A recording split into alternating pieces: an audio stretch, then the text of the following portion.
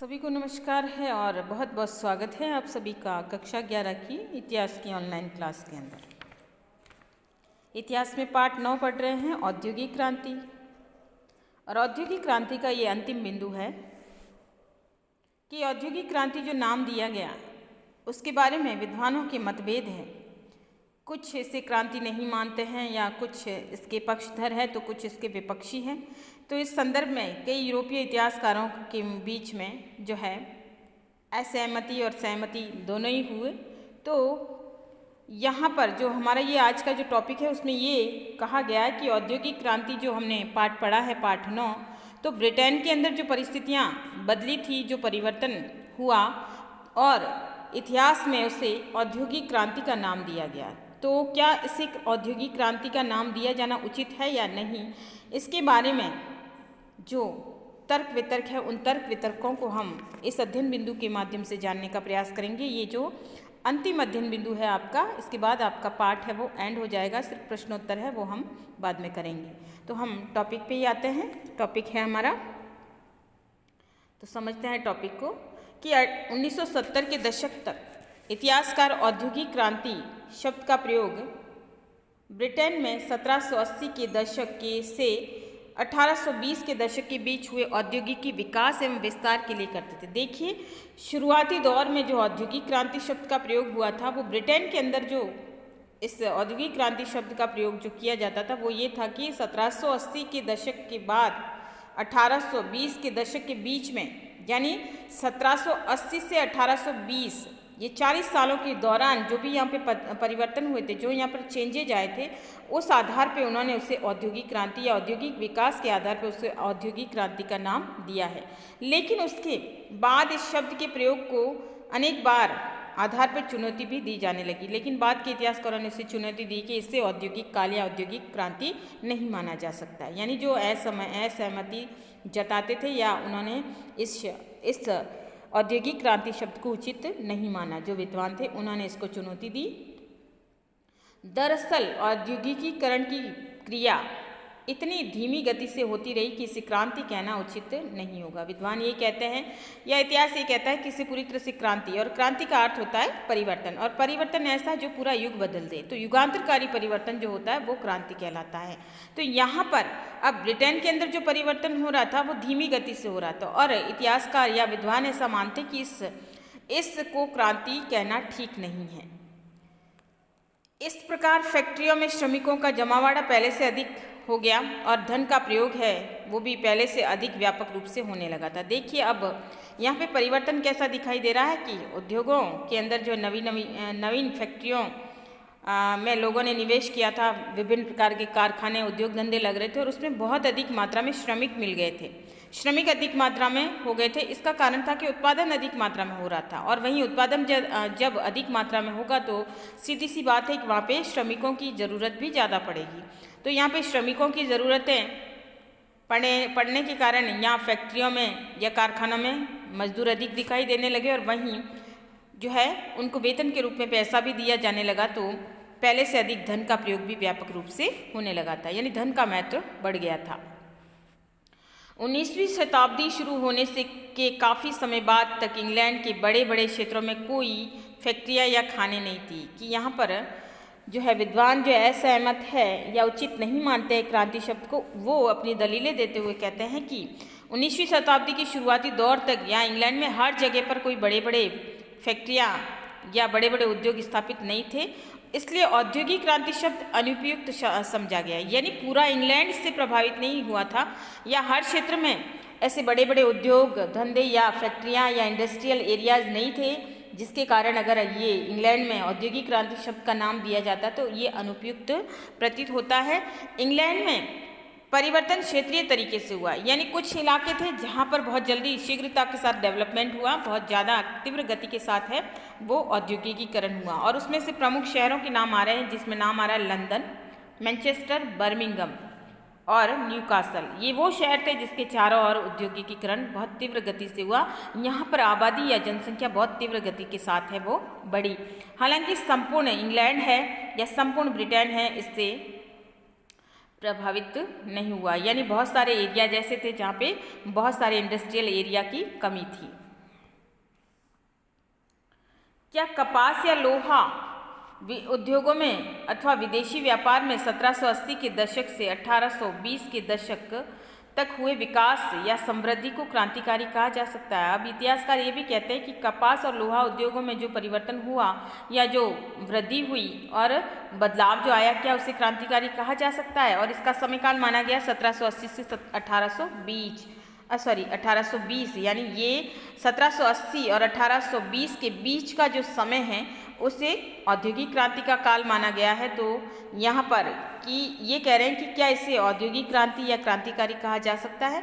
नई मशीनों के कारण सूती कपड़ा उद्योग में जो ध्यानाकर्षणकारी समृद्धि हुई, समृद्धि यानी वृद्धि या मुनाफा, और वह भी ऐसे कच्चे माल यानी कच्चा माल जो कपास था जिसे सूती वस्त्र वगैरह बनाए जाते थे पर आधारित था, जो ब्रिटेन से बाहर से मंगवाया जाता था। यानी अगर इसे औद्योगिक क्रांति का नाम दिया जाए तो ब्रिटेन के अंदर माल की भी कमी थी, कपास की भी कमी थी, और वो कपास जिससे अगर सूती वस्त्र उद्योग में अगर तीव्रता से वृद्धि हुई तो उस वृद्धि के पीछे कच्चा माल तो इंग्लैंड के पास था ही नहीं, कपास तो इंग्लैंड के पास नहीं था, और ऐसे में वो भी बाहर से मंगवाया जाता था।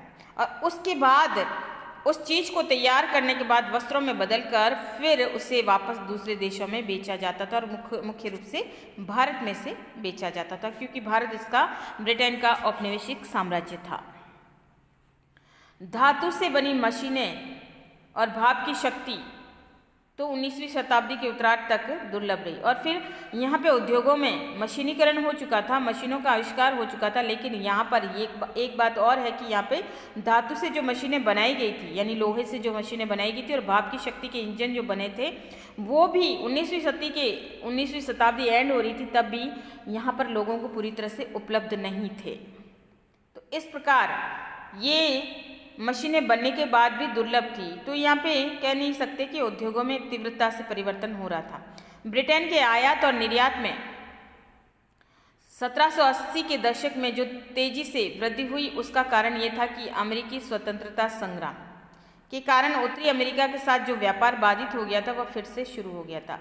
अब यहाँ पर ये कारण मान रहे हैं कि ब्रिटेन ने तीव्रता से वृद्धि क्यों की, इसके पीछे ये था कि अमेरिकी स्वतंत्रता संग्राम यानी ब्रिटेन है हमेशा युद्धों में लिप्त रहा, कभी वो फ्रांस के साथ फ्रांस के साथ है उसके जो है स्वतंत्रता संग्राम या उसके युद्ध चलते रहे, या अमेरिका के अंदर भी उसका युद्ध है वो लंबे समय तक चला, सप्तवर्षीय युद्ध चला है। तो इसके दौरान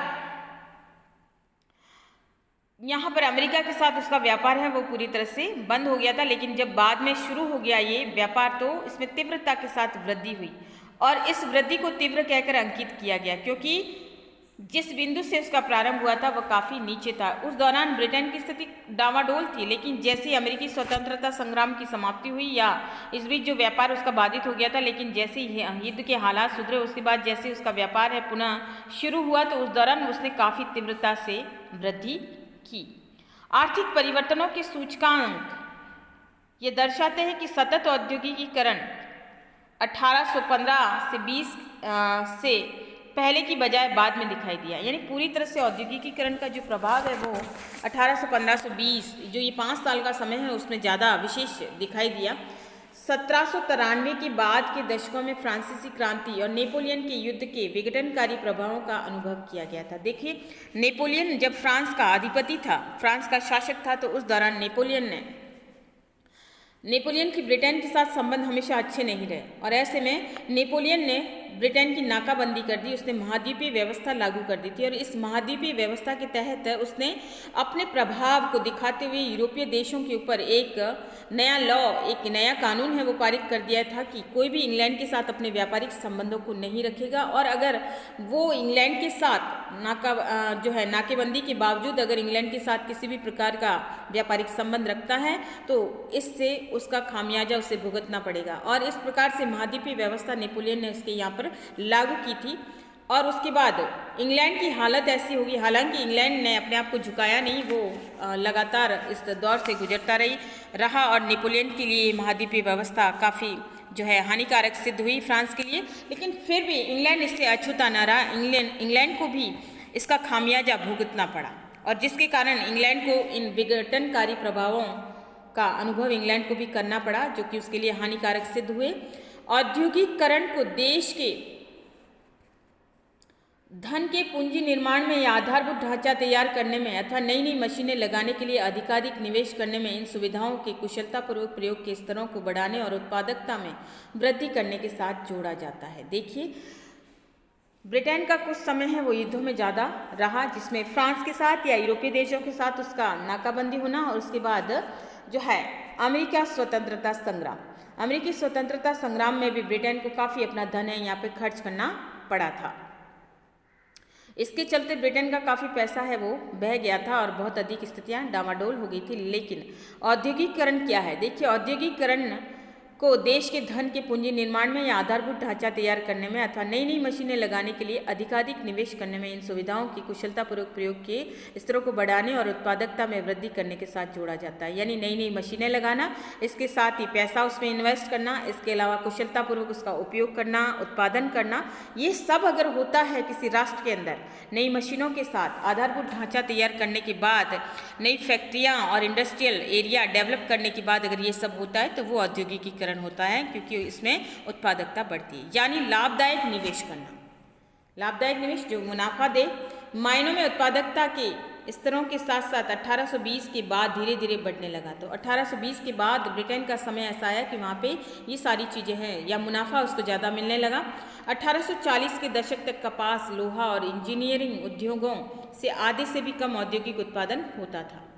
तकनीकी प्रगति इन्हीं शाखाओं तक सीमित नहीं थी, बल्कि वह कृषि संसाधन और मिट्टी के बर्तन बनाने यानी पॉटरी जैसे अन्य उद्योग धंधों में भी देखी जा सकती थी। यानी यहाँ पर ब्रिटेन हर क्षेत्र में आगे बढ़ रहा था, चाहे वो औद्योगिक क्षेत्र हो, चाहे वो लोहा, कपास इत्यादि इंजीनियरिंग क्षेत्र हो, या फिर कृषि संसाधन और मिट्टी के बर्तन बनाने तक की छोटी छोटी चीज़ों में भी इंग्लैंड है वो लगातार आगे बढ़ रहा था। यहाँ पे डेवलपमेंट हो रहा था इंग्लैंड का। और ब्रिटेन में औद्योगिक विकास 1815 से पहले की अपेक्षा अधिक तेजी से क्यों हुआ? तो इसके कारणों को हम जानते हैं कि इस प्रश्न का उत्तर ढूंढने के लिए इतिहासकारों ने इस तथ्य की ओर इशारा किया है कि 1760 का जो ये समय था, दशक था, से 1815 तक ब्रिटेन ने एक साथ दो काम करने की कोशिश की। उस दौरान ब्रिटेन दो चीज़ों को कर रहा था, पहला औद्योगिकीकरण और दूसरा यूरोप, उत्तरी अमेरिका और भारत में युद्ध लड़ना। अब पहला तो औद्योगिकीकरण हो ही रहा था वहाँ पे, और दूसरा उसके लिए परिस्थितियाँ प्रतिकूल थी। वो थी कि इंग्लैंड ने अपना एक विशाल औपनिवेशिक साम्राज्य स्थापित किया था, वो भारत था, अमेरिका था और अन्य कई राष्ट्रों के अंदर था। लेकिन ब्रिटेन को यहाँ पर जूझना पड़ रहा था। वो था, एक तो अमेरिका के अंदर स्वतंत्रता संग्राम छिड़ गया था, ब्रिटेन का पैसा वहाँ पे जा रहा था, यूरोप में उसकी नाकाबंदी हो गई थी, फ्रांस जैसे शक्तिशाली राष्ट्र से भी उसको लड़ना था, यानी दूसरे यूरोपीय राष्ट्र भी उसके शत्रु बन गए थे, और भारत में उसने अपना एक औपनिवेशिक विशाल साम्राज्य स्थापित किया था। लेकिन भारत में भी परिस्थितियाँ उसके अनुकूल नहीं थी। तो भारत में भी जब तक आंदोलन होते रहते थे, जब तक क्रांतियाँ होती रहती थी, जब तक राजा महाराजा रियासतें हैं उसके खिलाफ खड़े हो जाते थे, तो ऐसे में ब्रिटेन की स्थिति है दो तरफा थी। एक तरफ तो औद्योगिकीकरण हो रहा था और दूसरी तरफ उसे अपने आप को वर्चस्व अपना बनाए रखना भी था। शायद वह उनमें से एक काम में असफल रहा, यानी औद्योगिकीकरण तो हो चुका लेकिन हर जगह वहाँ पे वो अपने पाँव नहीं पसार पाया। तो या हो सकता है कि औद्योगिकीकरण में पिछड़ गया, लेकिन बाद में इन कामों में वो आगे निकल गया। ब्रिटेन 1760 के बाद अगले 60 वर्षों में से 36 वर्ष तक लड़ाई में व्यस्त रहा, यानी 36 साल ब्रिटेन ने अपने आप को स्थापित करने में लगाए और वो लड़ाइयों में व्यस्त रहा, जो पूंजी निवेश के लिए उधार ली गई थी। और ये पैसा जो पूंजी उसने दूसरे राष्ट्रों से निवेश के लिए, यानी औद्योगिकीकरण के लिए, उद्योगों के लिए, फैक्ट्रियों के लिए जो उधार ली थी, वह युद्ध लड़ने में खर्च की गई। अब स्थितियाँ ऐसी थी कि ब्रिटेन को अपने आप को बनाए रखना था और ऐसे में ये पैसा उसने युद्धों में खर्च कर दिया। यहाँ तक कि युद्ध का 35% तक खर्च लोगों की आमदनियों पर लगाकर पूरा किया जाता था। ब्रिटेन की स्थिति इतनी खराब हो गई कि लोगों के ऊपर कर की दरें हैं बहुत ज़्यादा बढ़ा दी गई। कामगारों और श्रमिकों को कारखानों और खेतों में से निकालकर सेना में लेना शुरू कर दिया या भर्ती कर लिया जाता था, यानी श्रमिकों को भी नहीं छोड़ा जाता था। ब्रिटेन अपनी सेना को मजबूत करने के लिए लगातार 36 सालों तक युद्ध में रत रहने के कारण उसकी सेना का काफ़ी हिस्सा है वो क्षतिग्रस्त हो गया था। क्षतिग्रस्त होने के कारण उसने सामान्य जन को भी सेना का हिस्सा बनाना शुरू कर दिया और फिर सेना में भर्ती कर दिया। उसके लिए उसने श्रमिकों को, कारखानों के मजदूरों को, खेतों में से किसानों को भी निकाल कर उसने जो है सेना में भर्ती करना शुरू कर दिया। खाद्य सामग्रियों की कीमतें तो इतनी तेजी से बढ़ी कि गरीबों के पास अपनी उपभोक्ता सामग्री खरीदने के लिए बहुत कम पैसा बचता था। गरीब लोग जो जिनको पूरा पैसा भी नहीं मिलता था, और जब खाद्य सामग्रियाँ, क्योंकि लगातार युद्ध की परिस्थितियाँ होने के कारण उसकी अर्थव्यवस्था बिगड़ गई थी, और ऐसे में यहाँ पर लोगों के पास भरपूर पैसा नहीं होने के कारण खाद्यान्न की कीमतें भी वो नहीं चुका पाते थे और बहुत कम मात्रा में वो चीज़ें खरीद पाते थे। नेपोलियन की नाकाबंदी की नीति, नेपोलियन ने जो यूरोपीय नाकाबंदी की थी, जिसमें यूरोपीय देशों के साथ ब्रिटेन का अंतर्राष्ट्रीय व्यापार है उसने बंद करना चाहा था, जिससे ब्रिटेन को इसका खामियाजा भुगतना पड़ा।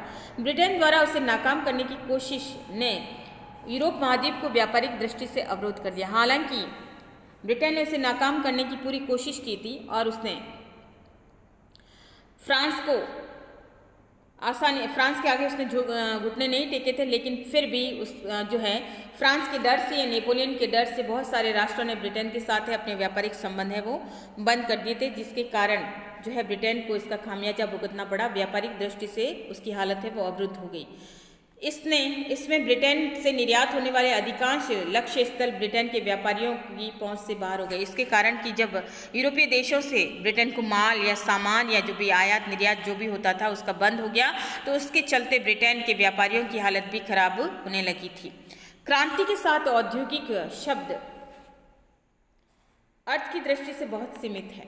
इस दौरान जो रूपांतरण हुआ वह आर्थिक और औद्योगिक क्षेत्रों तक ही सीमित नहीं रहा, बल्कि उसका विस्तार इन क्षेत्रों से परे और कागज के भीतर भी हुआ, और इसके फलस्वरूप दो वर्गों को प्रधानता मिली। एक था पहला बुर्जुआ वर्ग यानी कि मध्यम वर्ग, और दूसरा था नगरों और देहाती इलाकों में रहने वाला मजदूरों का सर्वहारा वर्ग। देखिए, क्रांति शब्द जो आया है इसको औद्योगिक अर्थ की दृष्टि से ये थोड़ा सा अलग लगता है।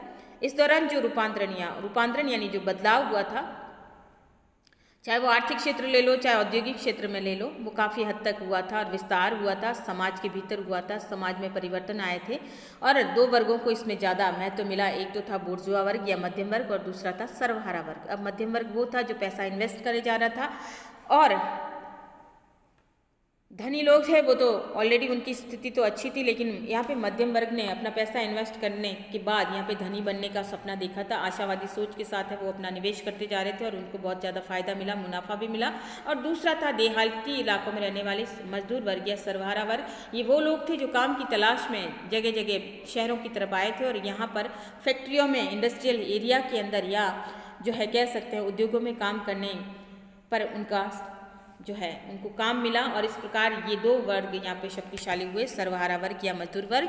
सर्वहारा का अर्थ होता है जो सबको पालने वाला। अब सबको पालने वाला अर्थात सबके यहाँ पे हर तरह का काम करने वाला, वो मजदूर या सर्वहारा वर्ग कहलाता है।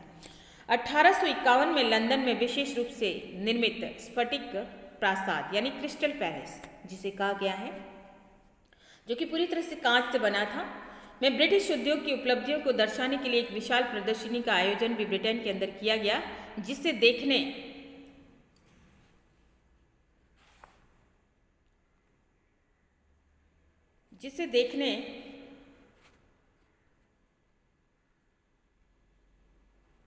के लिए दर्शकों की भारी भीड़ भी उमड़ पड़ी। उस समय देश की आधी जनसंख्या थी, लेकिन शहरों में रहने वाले कामगारों में से जितने लोग हस्तशिल्प की इकाइयों में काम करते थे, लगभग उतने ही फैक्ट्रियों या कारखानों में भी कार्यरत थे। यानी बहुत सारे लोग हैं, कामगार भी थे, हस्तशिल्प की इकाइयों में भी काम करने वाले थे और फैक्ट्रियों और कारखानों में भी कार्यरत थे। हम देख सकते हैं यहाँ पे क्रिस्टल पैलेस दिख रहा है। क्रिस्टल पैलेस की और भी चित्र हम देखेंगे अभी, तो थोड़ा सा हम इसको पहले पढ़ लेते हैं, उसके बाद हम इसको देखते हैं। 1850 के दशक से शहरी इलाकों में रहने वाले लोगों का अनुपात अचानक से बढ़ गया, यानी उसके बाद भीड़ है वो शहरों की तरफ आने लगी। गांव छोड़कर लोग, देहाती इलाकों से लोग हैं यहाँ पे शहरों की तरफ आने लगे, क्योंकि यहाँ पे उन्हें काम की तलाश थी। बेरोजगारी जो थी उसके चलते उनको काम चाहिए था और यहाँ पे फैक्ट्रियों और कारखानों में उन्हें काम आसानी से मिल रहा था। इसके कारण यहाँ शहरों में रहने वाले लोगों का अनुपात बढ़ गया, शहरों की भीड़ है वो अचानक से बढ़ गई और उनमें से अधिकांश लोग उद्योगों में काम करते थे, यानी वे श्रमजीवी वर्ग से थे, यानी श्रमजीवी या कह सकते हैं सर्वहारा वर्ग या मजदूर वर्ग से संबंधित थे। अब ब्रिटेन के समूचे कार्यबल का केवल 20% भाग ही देहाती इलाकों में रहता था। अब हर जगह इंडस्ट्रियल एरियाज थे और ऐसी स्थिति में ब्रिटेन के बहुत सारे अधिकतर लोग हैं गाँवों से शहरों की तरफ आ गए थे। अब गाँव में रहने वाली आबादी मात्र जो है वो भी मजदूर वर्ग या कह सकते हैं कि कार्य करने वाला वर्ग जो था वो 20% ही गांव में रहता था। बाकी सारा का सारा है देहाती इलाका वो शहरों में आ गया था। फैक्ट्रियों या कारखानों में काम करने के लिए इनका वर्चस्व शहरों में बढ़ गया था। औद्योगिकीकरण की रफ्तार अन्य यूरोपीय देशों में हो रहे औद्योगिकीकरण के मुकाबले बहुत ज़्यादा थी। अगर देखा जाए तो औद्योगिक क्रांति का नाम क्यों दिया गया, तो इसके पीछे हमें कारण नजर आ रहा है कि औद्योगिकीकरण तो हो रहा था ब्रिटेन में, लेकिन जो दूसरे राष्ट्रों में हो रहा था उसके मुकाबले ब्रिटेन के अंदर जो औद्योगिकीकरण हो रहा था वो उसकी गति बहुत तीव्र थी, वो बहुत ज़्यादा तीव्रता के साथ हो रहा था। ब्रिटिश उद्योग के विस्तृत अध्ययन में इतिहासकार जो है लिखते हैं मसन ने कहा है कि 1850 से 1914 तक की अवधि को एक ऐसा काल मानने के लिए पर्याप्त आधार है जिसमें औद्योगिक क्रांति वास्तव में अत्यंत व्यापक पैमाने पर हुई। वो ये कहते हैं कि औद्योगिक क्रांति अत्यंत व्यापक पैमाने पर हुई थी। कहाँ हुई थी? ब्रिटेन के अंदर या इंग्लैंड के अंदर, जिससे संपूर्ण अर्थव्यवस्था और समाज की काया पलट हो गई और अन्य किसी भी परिवर्तन के मुकाबले बड़ी तेजी से और व्यापक रूप से ये क्रांतिकारी परिवर्तन हुआ था ब्रिटेन के अंदर। चूंकि अन्य राष्ट्र जो यूरोपीय राष्ट्र है उसमें ये सारी गतिशीलता नहीं दिखाई दे रही थी जितना तीव्रता से ये ब्रिटेन के अंदर परिवर्तन होता जा रहा था। तो हम यहाँ पे क्रिस्टल पैलेस देख सकते हैं, यहाँ पर ब्रिटेन ने अपनी प्रदर्शनी लगाई थी। अब क्रिस्टल पैलेस के बारे में भी हम जानते हैं कि क्रिस्टल पैलेस क्या है। देखिए, क्रिस्टल पैलेस जो है वो 1851 की महान प्रदर्शनी यहाँ पर ब्रिटेन ने आयोजित की थी और इसमें उसने अपने इंडस्ट्रियल एरिया से संबंधित जो भी मशीनरी वगैरह थी इसकी यहाँ पर उसने प्रदर्शनी लगाई थी 1851 के अंदर, यानी 19वीं सदी आधी हो चुकी है। और सभी राष्ट्रों की औद्योगिक उपलब्धियों, विशेष रूप से ब्रिटेन की उल्लेखनीय प्रगति की झांकी यहाँ पे प्रस्तुत की थी कि ब्रिटेन किस तीव्र गति से आगे बढ़ा है, उसकी झांकी यहाँ पे इस क्रिस्टल पैलेस के अंदर है वो बताई गई थी। ये प्रदर्शनी लंदन के हाइड पार्क में स्थित क्रिस्टल पैलेस में लगाई गई थी। ये पैलेस विशेष रूप से इसी प्रयोजन के लिए बर्मिंघम में उत्पादित लोहे फलकों में जड़ी शीशे की चादरों से बनाया गया था। ये बर्मिंघम में जो लोहे की फलकें निकलती थी, लोहे का उत्पादन जो होता था उसी की फलकों से या हम सरियों से या जो भी कह सकते हैं प्लेट्स कह सकते हैं, उस पर शीशे को जड़ा गया था, क्रिस्टल को जड़ा गया था और उसकी चादरों से फिर ये जो है क्रिस्टल पैलेस है वो बनाया गया था। और यहाँ पे ब्रिटेन ने अपनी जो है औद्योगिक प्रोग्रेस कह सकते हैं या ब्रिटेन की औद्योगिक उपलब्धियों को इस क्रिस्टल पैलेस में प्रदर्शनी के जरिए लगाया गया था और यहाँ पर ब्रिटेन ने अपनी झांकी है वो प्रस्तुत की थी। हम क्रिस्टल पैलेस को अलग अलग नज़रिए से देख सकते हैं। देखिए, क्रिस्टल पैलेस है जो बहुत पहले बनाया गया था, जो आज भी वर्तमान में भी मौजूद है इसका रूप। ये अंदर का जो है रूप है जिसमें क्रिस्टल यानी पूरा जो है कांच से बना हुआ है ये, और ये ब्रिटेन के अंदर मौजूद है। और ये भी इसका पुराना रूप है। जब औद्योगिक क्रांति के दौरान जब ये प्रदर्शनी लागू की थी तो उस दौरान यहाँ पे बहुत सारे लोगों की भीड़ हम देख सकते हैं कि किस प्रकार यहाँ पे लोग हैं, जनता यहाँ है और जो भी यहाँ पे आमंत्रित होगा वो इस क्रिस्टल पैलेस को देखने आएगा। और इसका वास्तविक छवि हम अगर देखें तो ये इस प्रकार से दिखाई दे रहा है क्रिस्टल पैलेस। और इसको अगर हम कलर्ड फोटो में देखें तो हमारे जो पाठ्य पुस्तक के अंदर जो दिया गया है क्रिस्टल पैलेस वो यहाँ पर है और ये बहुत ही सुंदर सा प्रतीत हो रहा है। तो इस आधार पर ब्रिटेन की उपलब्धियाँ इसमें यहाँ पे इस क्रिस्टल पैलेस के अंदर है वो बताई गई थी। और अगर मैसन जो कह रहे हैं कि मैसन ने ये कहा कि ये बहुत तीव्र गति के साथ हो रहा था जिसने ब्रिटेन के समाज की, ब्रिटेन की अर्थव्यवस्था की और बहुत तीव्रता से जो ये परिवर्तन हुआ था, अतः इस क्रांति को औद्योगिक क्रांति का नाम दिया जाना उचित प्रतीत होता है कि इसी वजह से अगर ब्रिटेन औद्योगिक क्रांति है जो इतिहासकार एक मत नहीं है, तर्क वितर्क करते हैं, लेकिन अगर हम देखें तो औद्योगिक क्रांति का नाम दिया जाना उचित है। यही उसका कंक्लूजन है, यही इसका निष्कर्ष है जिसके कारण ब्रिटेन ने तीव्र गति के साथ है वहाँ पे परिवर्तन भी दिखाई दिए और ब्रिटेन ने बहुत अधिक उन्नति भी की थी।